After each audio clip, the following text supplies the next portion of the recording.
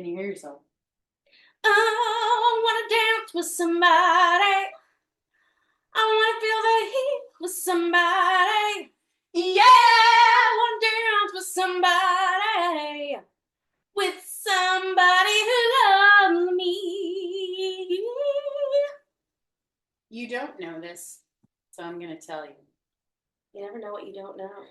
Yeah, you never know until you know. That song is my graduation song from university.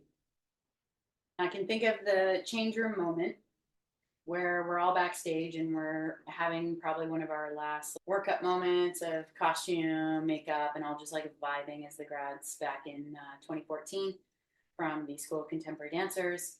And we sing this song, I Want to Dance with Somebody by Whitney Houston. Whenever I hear that song, whatever point, wherever I am, I, one, think of my graduating class, and two, fucking love whoever starts singing it that much more, of being like, you have no idea how much this song means to me. What did you go to school for again? Dance. Yeah, there it is. Mm-hmm. That makes sense. Real on the nose. Yeah. Hey, friends. We are fearless. Welcome to the podcast. You're so fucking cool. Hey, friends. We are fucking fearless. Welcome to the podcast. Wow. My name is Frances Young, and I am here with Jamie Glassman, my co-host. Before we get to this episode, I would really love for you to know what your human design energy type is so that you can follow along with what we're talking about, whether it's an episode with a guest or it's the Fearless Shorts. You're going to go to my website, www.thefearlessprojectltd.com. You're going to input some information and it's going to spit out something that looks a little weird. Yeah, that is called a human design body graph. It's going to tell you 3 important things that today I hope that you go forth into the rest of life, understanding what energy type means, strategy, and authority. And if not, just keep listening to the podcast. I can't wait for you to see what we talk about, what I talk about, and maybe get a laugh or two. So, without further ado, we're back on another episode. We just had Jamie's beautiful voice introduce us with I Want to Dance with Somebody. This episode isn't going to be all human design. We're here to talk about ADHD and the nuances. What do we even want to say about ADHD to open up this conversation right now in this moment? We got a lot of complicated feelings about it. That's perfectly what needed to be said.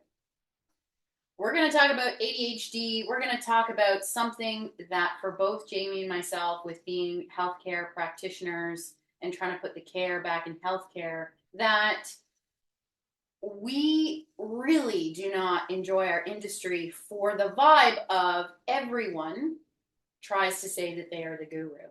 Everyone tries to say, I'm going to heal you, when really we're just getting a certain amount of healing and care from whoever we see at what time, whether it's a therapist or not. Like when we're saying the physical therapist, myself being a stretch therapist and a personal trainer, and Jamie being a fantastic kinesiologist. We're going to talk about guru complex, ADHD, and then we'll throw in some sprinkling of human design. Sounds good. Cool. Let's fucking get it.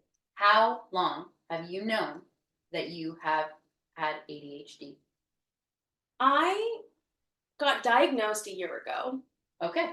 But I've known that that might be a possibility for me for a couple of years. And I didn't know sooner because I didn't really know what it was. I didn't really know that it was for me. Typically, it was related to hyperactive boys, which it was previously way easier to diagnose for. So it never even occurred to me that I could have ADHD. And all of my friends that I would connect with, and even my therapist was like, maybe you have ADHD. There's a lot of tendencies there. For me, that a lot of things have happened even in this year and in the last couple years in terms of understanding my own behaviors and what that means. And once it's labeled, also having to understand what that means, figure out how to incorporate that into your life, and cope and heal from the things that you could have done differently, knowing that you had the superpower and knowing how it limited you and how it helped in terms of identifying who you are. Something that I'm sure we're going to get into is it's really hard that once you know something about yourself, you have a diagnosis, you have a limitation, you have a defining factor about your life, about who you are. It's really hard to let go of that as a sole identifier of you. As soon as I learned that this was my diagnosis, I'm like, this is really validating, but also what does this mean? It's really hard not to take all of these things as excuses for your behavior or excuses for why you can't function in a certain way. At the same time, it really is helpful to figure out, help you understand for yourself what's holding you back and what's really makes you you, and it's a part of me. Something that I've struggled with even in the last couple of years has been figuring out who is Jamie. Even saying my name out loud feels very weird. Francis. Wow, there's like a crack in that moment. Francis. Getting the dust off of saying your own name. It feels weird because I feel like I spend so much of my life trying to feel seen and heard, worrying about being misunderstood. The way I communicate a lot with relating to other people, sharing stories about myself that relate to that person's experience. And sometimes that can be very relatable. Sometimes that can be really disconnecting and seem like I'm just like talking about myself and taking over the conversation, even though that's not my intention. Also, it comes down to I overtalk, overshare, overthink. Some of those things may be related to ADHD, but some of those things may also be related to how I cope and who I am as a person in general. That, literally who you are as a fucking person. How do you know what are things that need to be, that are healthy behaviors and what are things that are unhealthy behaviors? And some of those unhealthy behaviors are coping strategies. So those are the things that historically have been keeping you safe. They don't have to continue on that path once you realize what they are. And that's what I find really overwhelming. That's what I can see you like as I'm talking, just like looking back to my board. So that's why I'm like, it's a good thing we kept it up there because you're just like everything you're saying also relates to human design. Is it ADHD or is it human design? Or can it be a little bit of everything because we're just people and like we just need things to help give us direction? So once I started taking medication for my ADHD, I am not an expert on this at all, just to let everybody out there in the world know. This is just my own personal experience. So if you choose to go on whatever route you do, make sure that you do go through the proper channels to get access to medication if that is what you need. And on top of that, I've done tons of therapy, dialectic behavioral therapy, which has been so helpful just to learn about like emotional regulation, how to self-soothe, how to cope with stress, how to understand your emotions, how you perceive other people. I find it very interesting because once I started taking my medication, I just realized how much of my life was really way harder than it needed to be. And it still is hard, and there's certain things that I know don't come naturally to me. And no matter how hard I try to make them habits, they're still not going to be natural to me. Pause on that. What's a habit that you think in your mind you need to have that is difficult for you? Brushing my teeth. Okay. If I wake up too quickly in the morning and I brush my teeth, it makes me nauseous. Okay. So sometimes because it's been set that for so long, I have to have the perfect timing for brushing my teeth. And then that creates stress for me. So then I almost sometimes don't do it. I know I need to do that, especially because my dad's a dentist. So there's that extra pressure of gotta live up to the legacy, you know? Little things like that make it really, really hard. I started taking my medication. I was like, okay, cool. And I had this euphoria at the beginning, especially when you start, there's such a drastic change from how you were feeling before to how you're feeling now. I've calibrated now, so it's not as intense. I still have my moments, but once I started getting treated for this thing that had been holding me back, it really helped me put my life into perspective of, okay, now what do I need to work on? And sometimes that can also be really discouraging because you finally feel like you got the magic pill to help you, to fix you. But then to make all the hard shit go away, like brushing your teeth. yeah, and that still doesn't help that, but that's okay. But being able to take a second and be like, okay, you could go in one of two directions. It's not working anymore. Or now I can start to see what I actually need to work on and figure out that next step. Figuring that out can be really challenging. And just feel like a lot of extra work once you've got this diagnosis, this moment of, okay, this is my cure to this, and now my life will be better always. You know, it's like pot at the end of the rainbow. My next tangent of where we're going to go with this is going back into something you said twice in that beautiful explanation of this is how this has happened and the diagnosis, everything. Is that now you legitimately see it as a superpower. And I love that because I don't know really anything about ADHD, if I'm being completely honest. More recently, since about the summer, people have been continually saying to me, whoever it is, it just comes up in conversation. They'll ask me, hey friend, do you think you have ADHD? Or Francis, I think you have ADHD. Prior to this summer, nobody has really been saying it to me. It's another reason why we wanted to both talk about this topic, because you're passionate about bringing it up. And I'm like, hey, this is in my world now, where it's circling more than it was before. And that is opposed to letting it define you in a negative context. You've already chosen to view it as, wow, this is something that actually, even though, yes, I am taking for a prescription for this, taking medication, it doesn't have to be viewed as a negative. It's actually because I'm aware, now I see all of these doors of being opened to use this in a way that's not, oh, I have ADHD. It's interesting too, because I find that, especially getting diagnosed as an adult, you're a big tendency of ADHD, but also a big tendency of generators, I've learned, is just getting really excited about the novel things in your life that you're really excited about, and getting excited about things that you love and just wanting to share it and explain everything about it to everyone you know. That's actually a thing in ADHD. Yeah. This is typical of someone who has ADHD. Yeah. It's the novelty, it's the impulsivity that is just like very common. And I get excited about even just learning that I have it, learning about these things that I'm learning about myself and treating. A lot of my friends who have ADHD have been diagnosed since they were younger, whether it's like 5 years before me or when they were kids. They have all this information already, but I realize that they're engaging in it at different times of their lives.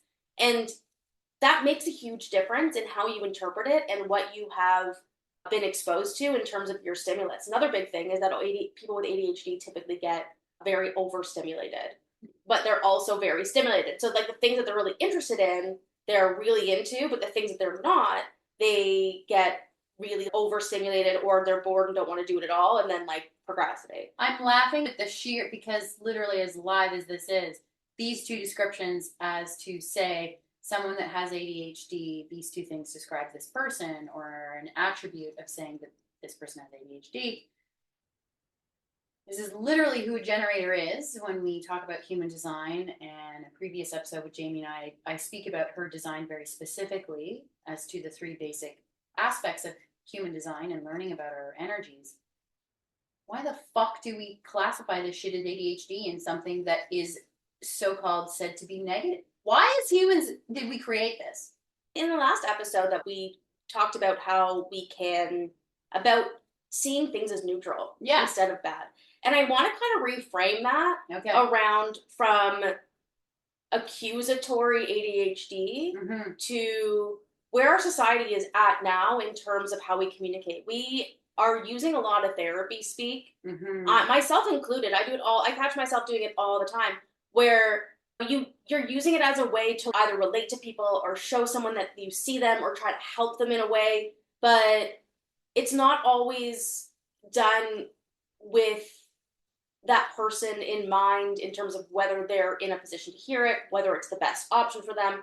And diagnosing people in the wild is not ideal. No. It just feels like a very abrupt, it can actually affect like your ability to maintain certain relationships.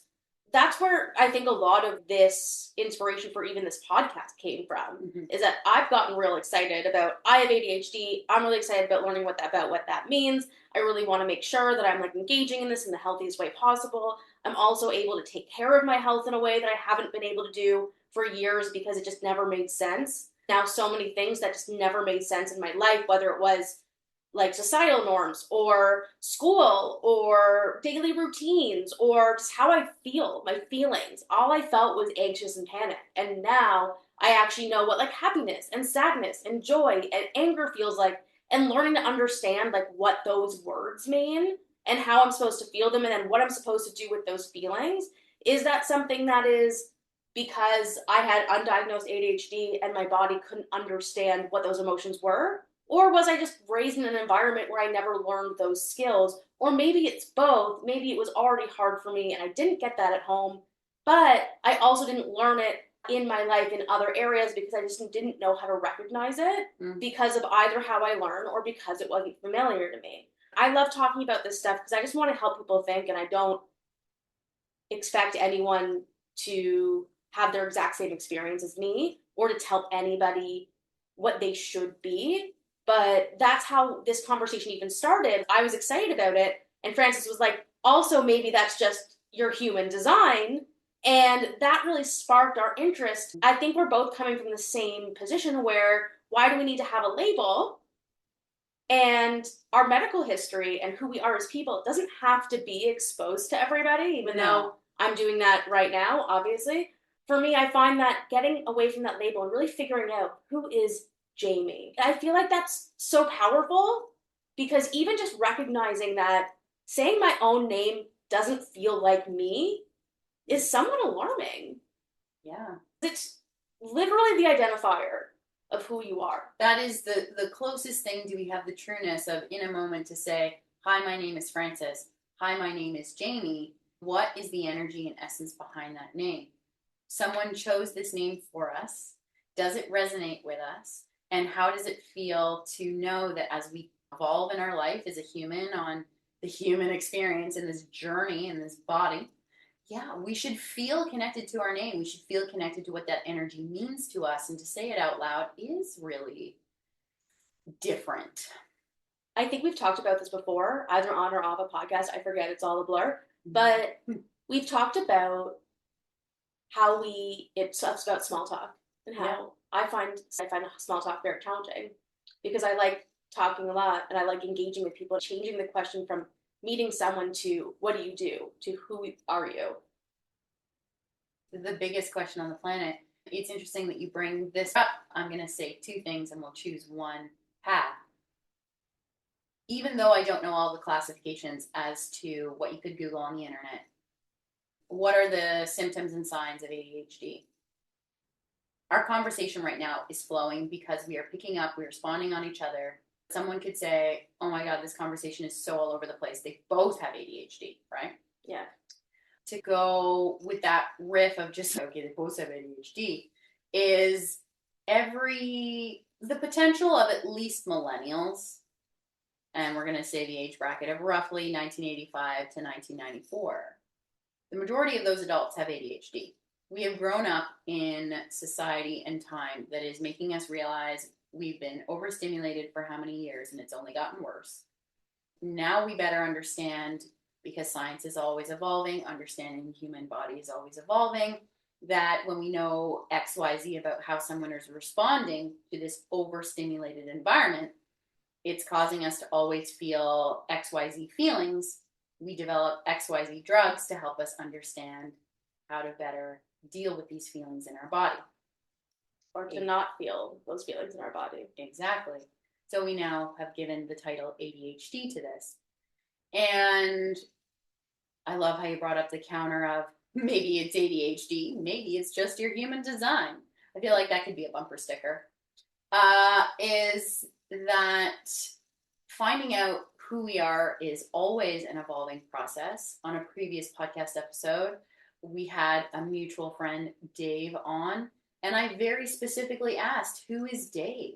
He came out with the best answer, as opposed to, I love that you brought up the question of how you don't like small talk and getting to know somebody in the moment of when you just meet them. You're going to ask them the question, who are you, as opposed to what do you do? I think that's amazing. I think it brings up a good point that the purpose of this podcast isn't to be an expert on or educate on what ADHD is, on anything medical, on anything about you. It's just to really highlight our own experiences and our own personal struggles with identifying with who we are as people. Mm-hmm. Maybe she's born with it. Maybe it's Maybelline. We're just riffing on our own experience. And 6 months, a year from now, when, our friendship is fully pupated. Yeah. It's pretty pupated right now. That's my word of the week, by the way. I'm trying to say pupated as much as possible. But it's just a fun word to say. I think it's really interesting to highlight that this has been almost a contentious issue with most people, especially in our overstimulating society, of how do we bring it back to who we are. Mm-hmm. I think that is where human design really resonated with me, and also being diagnosed with ADHD, being able to even to see myself as Jamie. And what really was interesting about getting an ADHD diagnosis is that for literally 10 years, my identity has been kinesiologist. Okay. My identity has been being a kinesiologist and understanding what kinesiology is, how it's accepted in our society, that it's not so mainstream and not well accepted in our society, and enforcing who I am as that person, because kinesiology has previously been, people be like, oh, you're a personal trainer, oh, you're a physiotherapist, oh, you're this, oh, you're that. And I'm like, I'm a kinesiologist.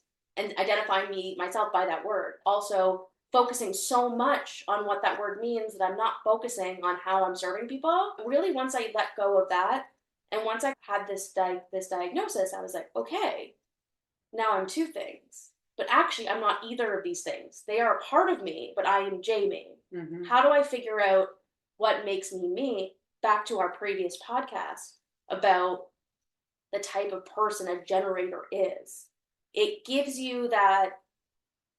almost gives you that relief that you're accepted into a norm, because as you've said, most people are generators, the most common one. Mm-hmm. For somebody that never really felt like they fit in anywhere, it gives you that sense of community without restriction. And it gives you that, it actually opens you up to figuring out who you are, because it just gives you more options, even though it's very overwhelming. And then when you explain it, which I could listen to you talk all day long, is so beautiful and soothing in and of itself. I think that's why we wanted to have this conversation. There's so many camps now of polarizing opinions when we're just trying to figure out who we are and how we fit into this world and where we can feel most successful by being comfortable with who we are. Success is different for everybody. Mm-hmm. Labeling ourselves is not necessarily going to help us show people who we are and explain to people who we are. Mm-hmm. The best thing you can do is be, and people will see it. The more you try, the more I've ever tried to be like, hi, I'm here. This is me. Pay attention. The further it pushes people away. 100%. When you can actually just be, and this is something that I've been learning in my 30s with my family, is that the more you try to push them to understand you, the harder it is, because you're trying too hard. At least I am. Once you actually take a step back to be like, what is actually happening in this moment? Mm-hmm. Can I take a second and stop trying to get attention in a much more meaningful way that feels way less stressful? And then you're like,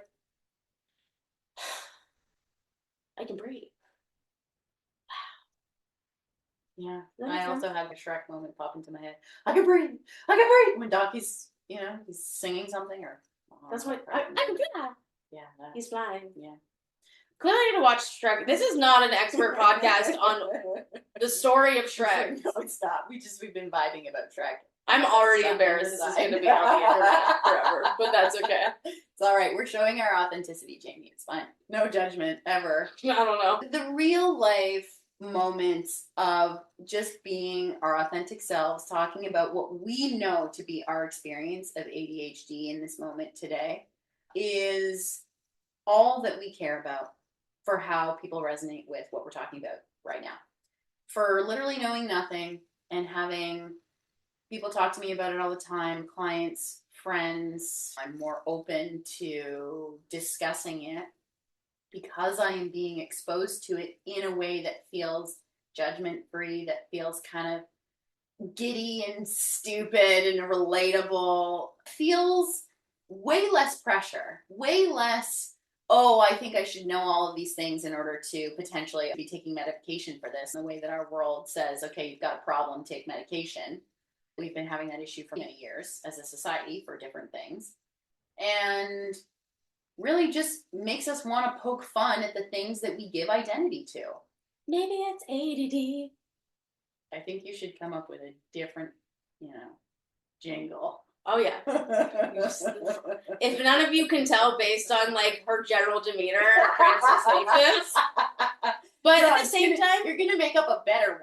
I will, but it just popped into my head. That's so true, because a lot of how I grew up really was, if you have a problem, you need to fix it. Yep. And it needs to be fixed fast. The hard part when it comes to things that really are also ingrained in who you are can be really, really hard. Because it is attacking who you are and almost telling you that you have to fix your personality and that your personality's wrong. Yeah. That's why I want to go back to talking about how I reframe it as, now that I know it's my superpower, I know what things are about me. I know where my strengths are, but I also know that my weaknesses aren't things that I need to be ashamed of. There are things I know about myself that I'm not strong at that you can delegate. And figuring out how to do that, whether or not you have the finances to delegate that to another person, or even just ask for help in different ways, knowing how to ask for help can be so challenging. That's why even in our first episode, where we started talking about human design, I'm for anything that gives people direction. Mm-hmm. And that's what I do as a professional as well. I create a judgment-free zone. People can feel like they can show up and be curious about exercise without feeling like they have to engage in fitness, or they have to make a commitment to becoming a gym person, or once they start taking a class, they have to always improve and be in this space of all or nothing. It's a way to get your feet wet, to figure out how your body even moves or what your body even is, and taking a second to figure out who you are and what you want and what your priorities are in a space where none of those labels exist. Other than that, I'm a kinesiologist. Or the movement maven kinesiology, specifically. Yeah, we need the moment of, okay, to learn in the context, I'm coming to Jamie for a service. It is this service. We need labels of some kind, male, female, to differentiate shit in our life.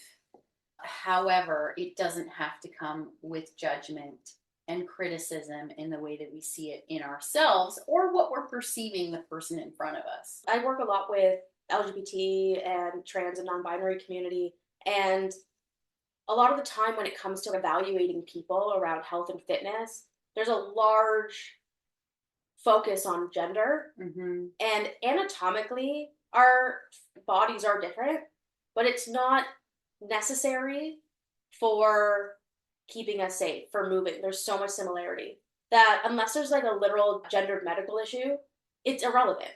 So this is so true. I focus a lot on, it doesn't really matter what your numbers are based on what you should be. It really just depends on how does your body feel and how do you want it to feel. What can you do now and how can you use that as a gauge to get you to where you're going? And we don't have to focus on aesthetics first.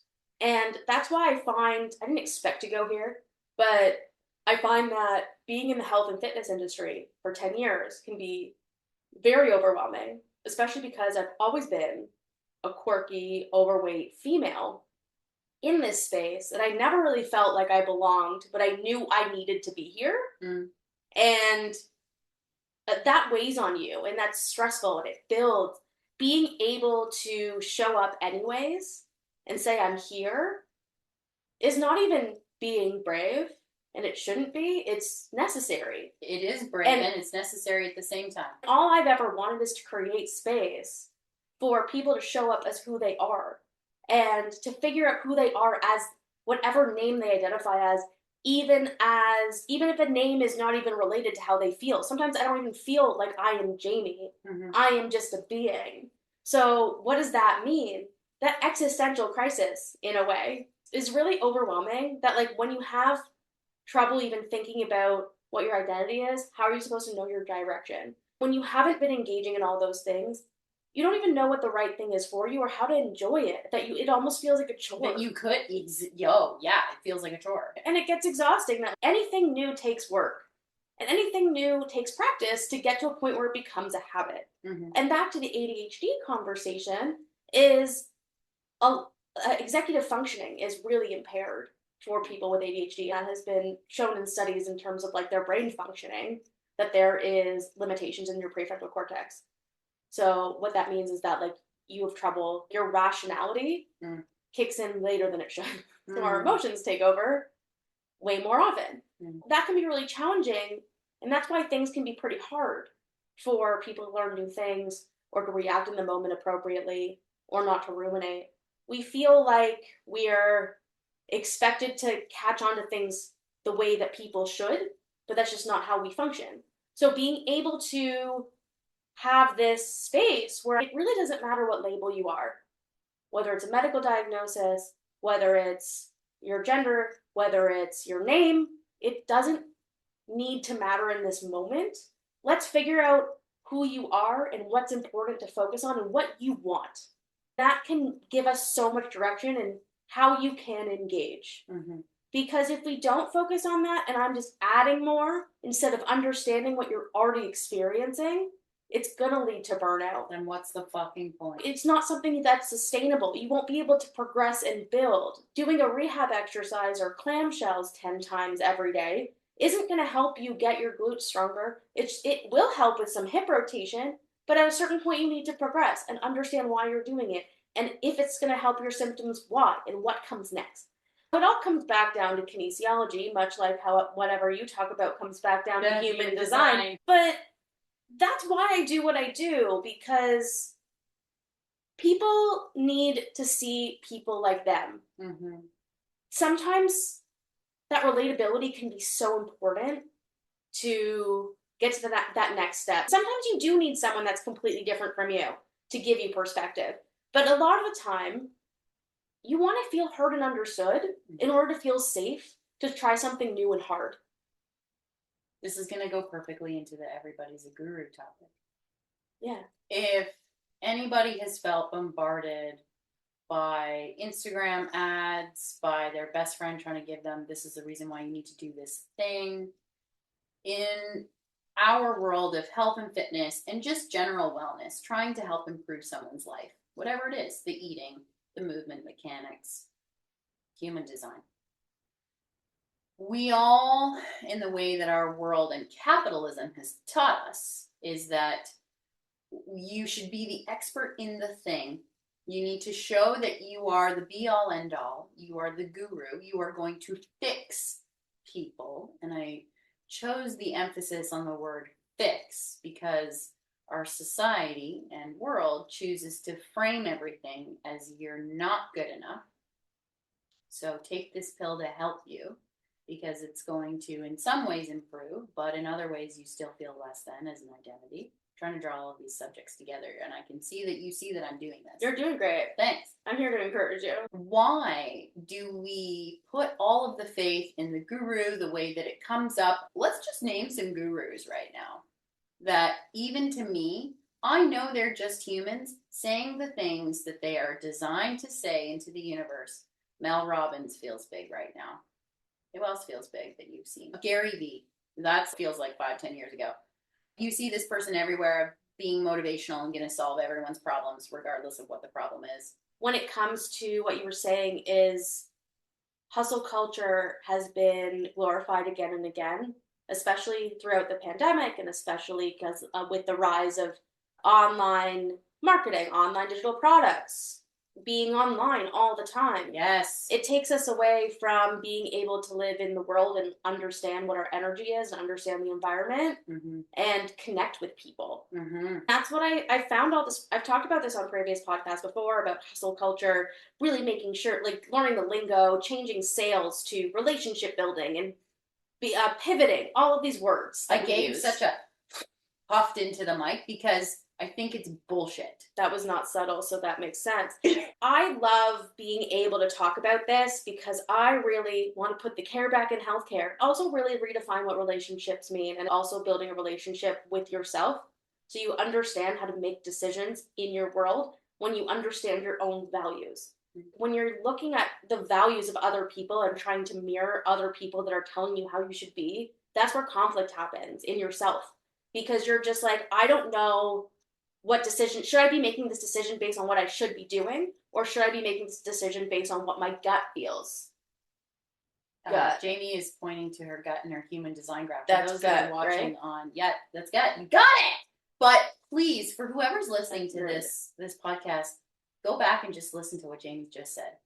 If anything that we've talked about so far of our random rants, wherever we're going, this would be an ADHD episode of what we're talking about, where we're going. What you just said is one, a core aspect of human design, but two, what we're really just here trying to do as humans on this planet is relate to others and figure out what we're supposed to be doing in the moment of relating one-on-one. And that's it. That's really why, like, I think this is going to be a really great, like, kind of wind down of what we're even talking about. Because it's all about relating to being a human. Mm-hmm. There's so much that is almost like taken our humanness away by trying to be.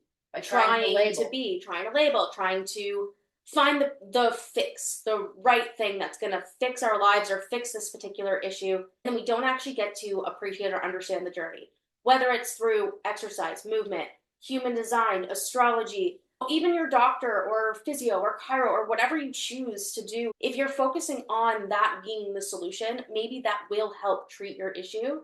But because there's so much choice, it can be overwhelming. And holding on to our identities can almost be a life raft in a way that gives us something to hold on to as we're trying to figure it out. I don't think anything is necessarily wrong. I think that at this point, we all learn at different points of our lives where things come together and make sense. Sometimes we're in learning phases, and sometimes we're in growing phases, and sometimes we're in rest and recovery phases where we're actually able to like take all the information of what we've learned and synthesize it into something that's usable. So we're either mad or geniuses. It's both. Maybe. I find that there's the biggest issue around gurus is choice. And like human design, gurus play their own role, which is having something to believe in. When you have something to believe in that you can resonate with, it can help give you purpose and meaning.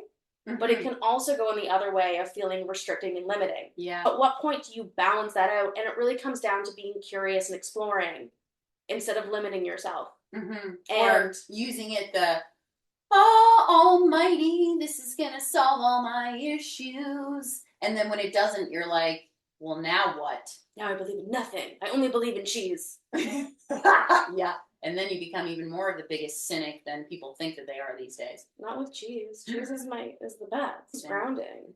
Unless you're lactose intolerant, and then it's extra grounding. You're shit out of luck. I feel like ultimately, like the main takeaways from today is really just finding what your belief system is and figuring out who you are. Mm-hmm.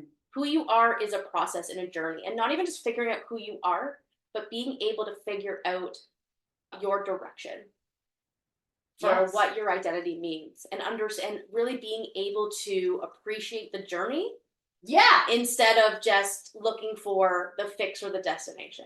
I'm not an expert on ADHD. I've been diagnosed with it and I'm learning a lot about it. Mm-hmm. I keep reinforcing I'm not an expert. Mm-hmm. This is just my experience. Mm-hmm. A lot of the tendencies around ADHD are really deeply ingrained in what I already identified as my personality. Gotcha. So being impulsive, really appreciating novelty, my executive functioning, being like slower, getting irritable. There's all of these little things. Those are all normal to me. I'm giving you the stink eye of like, that's normal human functioning. But it's the degree in which we react to certain things. So it's not that those things exist and therefore I'm defining myself as that with ADHD. It's how we interact with our environment. It's how our brain processes certain things. And that's why I'm like, we are not experts here. Being able to go through the proper channels to understand not only whether this relates to you and how you go about your treatment is super important. And that's really what I want to highlight too, is that even if like we're talking about this on a podcast, we're not gurus. We're No. not the people that are going to direct you and give you the answer No. about this specifically, but we will help you get that support that you need to figure out what the next step is and give your nervous system a break to get direction. And to maybe even just to listen to that person, because a lot of the time a guru is going to give you a solution that you don't necessarily need. Yeah, and also that doesn't mean that it's not wrong, it's marketing. Exactly. Understanding that social media and all of these ways that we consume media is marketing. It's meant to sell us on something. If we take that as a meaning for our existence, it can be really fleeting and really stressful because we're just waiting for that next stimulus. When we're also just, okay, I understand this about myself. What do I need to supply? I have all this input, all these things. I feel overwhelmed. I don't know how to focus. Yeah. Sometimes you need different people in order to do that. Yes. And that's okay. Yeah. So I love Instagram. Same. I love like the little bits of advice. I love getting little videos. Do I get too obsessed with it? Absolutely. That's what the bright colors and the videos and it's made for sucking you in. At the same time, what it really comes down to is you are not your diagnosis. You are not any one specific modality. You are whoever you are. And you're allowed to be different and grow throughout your whole life. It's about being able to being able to enjoy the journey. That's something that I've always struggled with because I was so focused on trying to not get in trouble and please everyone else around me because I was too scared to do the wrong thing that I wasn't focusing in on who am I, what are my values, what are my beliefs. Are those beliefs allowed to evolve as I educate myself, as I experience things, which is also another form of education. Our experience dictates what we know about life. And you never know what you don't know until you know. You never know. You know? You know. I do know. I know that. You know? If I know that, remember that, then I think, oh, I'll be okay. We have just had this full circle on Guru ADHD, and I'm so impressed with how we navigated that conversation, and two, that I just hope it breaks all the walls and the identities that we have around Guru complex, around that we're just human as well, that you can also, if you resonate on the moment of, I think I have ADHD, or I've been recently diagnosed, or I've been diagnosed for 10 years, and why haven't I heard a very open slapstick conversation about it, that we're really just trying to have fun with Jamie being Jamie, Francis being Francis, and I'm not an expert. neither am I. I may be a human design expert, but there's lots of shit I don't know. Is there anything that we want to leave everybody about ADHD and Guru and just being ourselves? That last part only. The thing I want people to take away from this is that it's okay to focus on you and to figure out who you are as a whole person, but you don't have to have it figured out right now to know that you're enough. I'm taking in what Jamie just said. I actually have the words "I am enough" tattooed on my back. Jamie, you summed it up. Thanks, babe.